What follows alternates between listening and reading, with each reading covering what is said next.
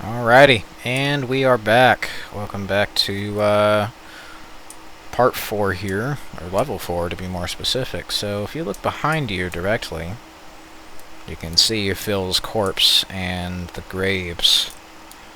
Now, as for how somebody had dirt and got that into a stone castle, your guess is as good as mine. You want my guess, actually? Big fucking mole rats. They probably dug in there. But, anyway. Here we go. Level 4, sleeping on the job. So after the dark levels, this is where you get a sort of reprieve as the world opens up to you. And, yeah, as we can see, it's very big. There's not a single level in this game where I don't have some big-ass skybox, I'm gonna tell you that. And the reason behind it is kind of just to show what this engine could do, what it could be. So, here's Gary. Now that he's eaten all those corpses, he's taken a monster shit, so it's probably better to ignore him. Here's the graveyard of the past, 2 to 3 levels we've been playing in. You wouldn't have thought that anybody would have actually accounted for this kind of shit in a video game, literally or otherwise, but I sure did. And these are all the bodies of the people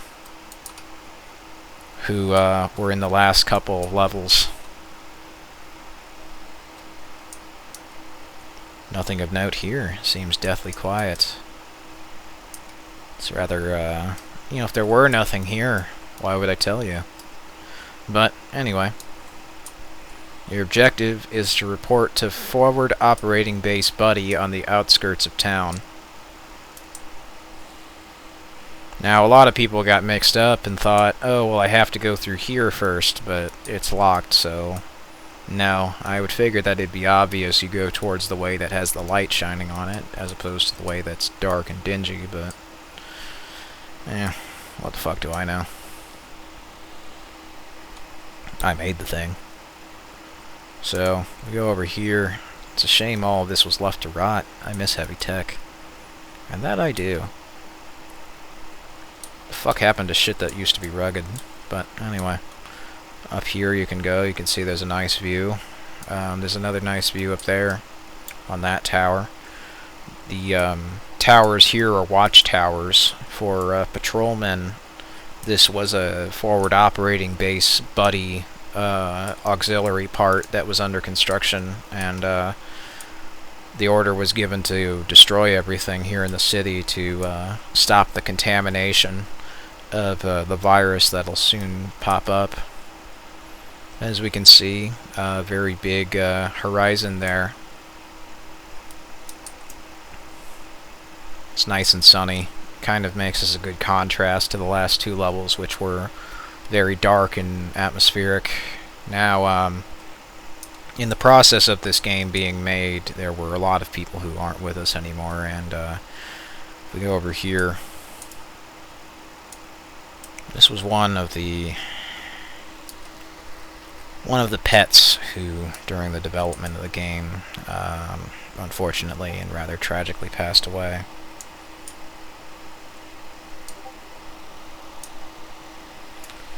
And the dog barking was actually a neighbor's dog who was always very sweet. Her name was Pepper. And fortunately Grandma and Grandpa ain't with us no more, but Grandma and Grandpa's neighbor's dog wanted to be in a YouTube video, and she was. But she was also in here, because I didn't have another dog barking sound, so I used it in here. You'll notice throughout that there's some subliminal messaging of dogs being almost like God or deities, as if to say dogs are fucking awesome, because they are. I love dogs. But in here you can see who dug the graveyard. Both Gary and Aurora, and they're just taking a break over here with the Crystal Skull. The Indiana Jones one or otherwise, I don't really give a fuck. 'Cause we're gonna die! Oh no! But, anyway. Jaja, the ability to speak does not make you intelligent. Go fuck yourself. But if you go over here, there is a fun little Easter egg where there's a poop wrestling little mini game, and go that way, it leads you to the secret thing. And I'm not going to do that, but you're more than welcome to yourself. I figured there should at least be one silly thing, and if you touch them, they blow up. Like I said, though, I'm not going to mess with this, so if you want to play the game, you feel free to do it yourself. But as somebody who made YouTube poops on the YouTube channel here for so many years, I figured it would be rather fitting to make a poop wrestling game. Now, unfortunately, the poop wrestling game was another thing that got cut halfway through its development, and unfortunately just never could be finished due to the engine quite literally being pushed to its maximum capacity. Like, it became completely busted and inoperable, so whatever state the final levels of the game were in just had to go. And thankfully they were working. It's just other levels like this and the other levels before that I had even made better, but couldn't be used. So we got little custom assets like this, landmine signs, danger, mines, and of course the big ass cactus that everybody and their dog loved.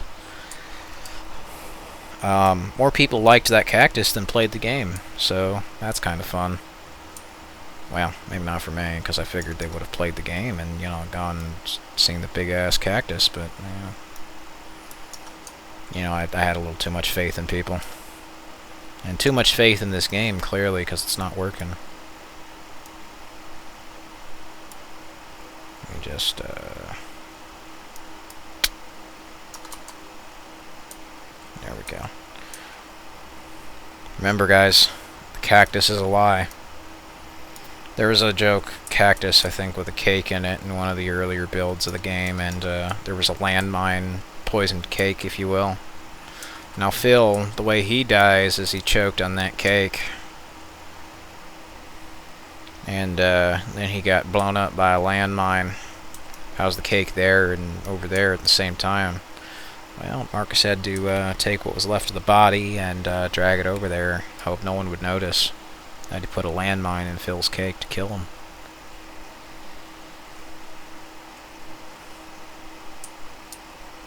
.420 was his birthday, and the day of his death as well. But, anyway. Smoke weed every day. Hey. So you get over here, some tanks and a shitload of cop cars and army trucks. And, there is an HD texture pack, and there are higher resolution cutscenes. You can fuck around with them, but as you can see, there was this bridge over there, and originally there was a bridge section. Then when you got to the end of it, time would freeze and shit would become weirdly surreal. Now, this was later kind of transformed into the level in the bad path that you can go back and you do later, the start of Act 2, but plans were kind of shifted around, and that's why the levels repeat themselves multiple times, because the technical state of the engine, other shit like this, where originally there was a fence here, but I don't see it for some reason, because sometimes it just didn't like to render shit properly. Like, there would be a big ass fence right here that looked just like them, but nope, you can't go there, so it just looks like there's a bullshit invisible wall for no reason, and it's little things like that this engine just, no matter what I tried, would not compromise in any regard, would not allow, and just wouldn't do. So, fuck it. Off to Unreal Engine, basically. And I had this elaborate action scene where you're trying to escape off a bridge to get to a giant door to get to the city, and had to change half the story basically just because that didn't work. So you go in here, and the fence inside there worked, unlike the one outside, which is unfortunate, but nothing I can do about it. You go back in here, and as you can see, the city is on fire, and that base especially is too, and we're gonna head back the way most people wanted to go. And as you can see, Now it's Inception. And now there's a bunch of the torched. If I go back that way, now it looks a lot more surreal. This upside down crooked city that looks like a weird pair of skeleton teeth. And everyone, it's slowly but surely starting to come to.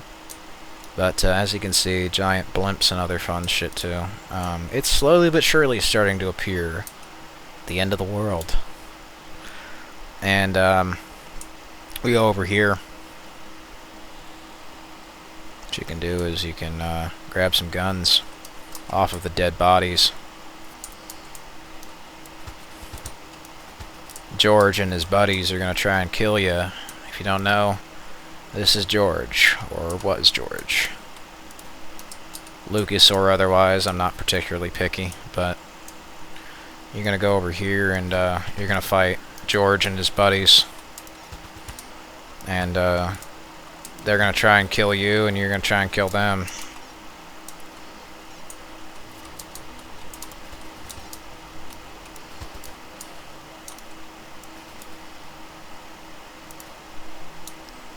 It's a one-shot headshot.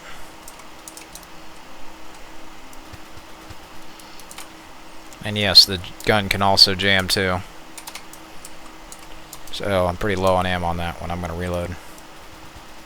I'm going to head through here.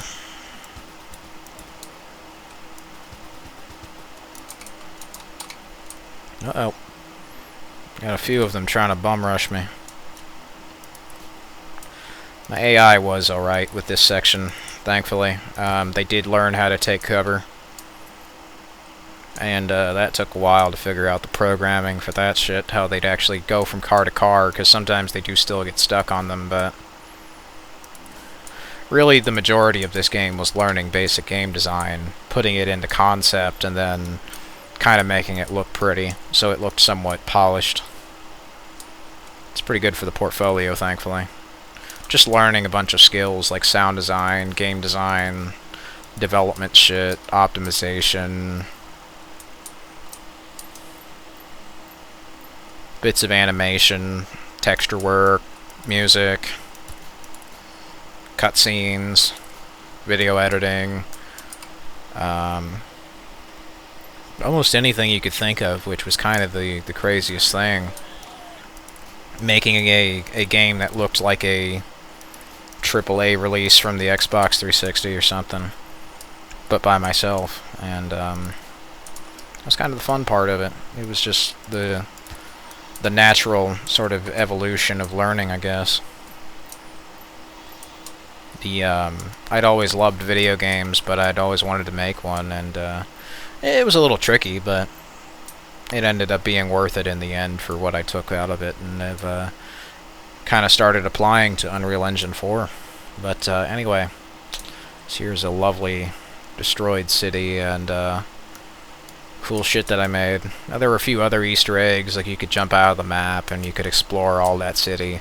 You can go over there if you break out of the map in the right spot, but you know, if you want to play the game yourself, you're more than welcome to give it a try. As for me, I'm going to get going in here into the Temple of Doom, Pirates of the Caribbean Skull Cave, and if it wasn't obvious with the city looking like teeth, well, it should have been here, but you don't know that just yet. Shh, no spoilers.